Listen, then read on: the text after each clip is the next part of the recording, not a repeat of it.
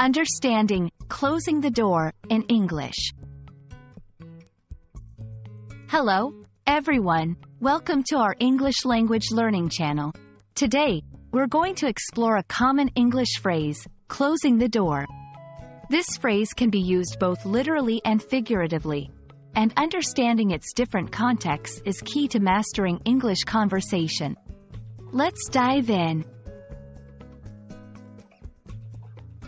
Closing the door literally refers to the physical action of shutting a door. This is straightforward and is used in everyday scenarios. For example, please close the door, it's cold outside.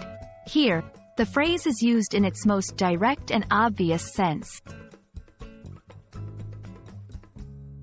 In a figurative sense, closing the door can mean refusing opportunities, ending a conversation, or stopping the possibility of something happening. For instance, by not accepting the job offer, he is closing the door on a great career opportunity. This usage is metaphorical and implies a final decision or an end to possibilities. Let's look at how this phrase can be used in various contexts. Personal relationships. She closed the door on their friendship after the argument. Professional settings. The company closed the door on further negotiations. Self-improvement. Don't close the door on learning new skills. It's important not to confuse closing the door with similar phrases like closing the chapter or shutting someone out. Each of these has a distinct meaning and usage in English.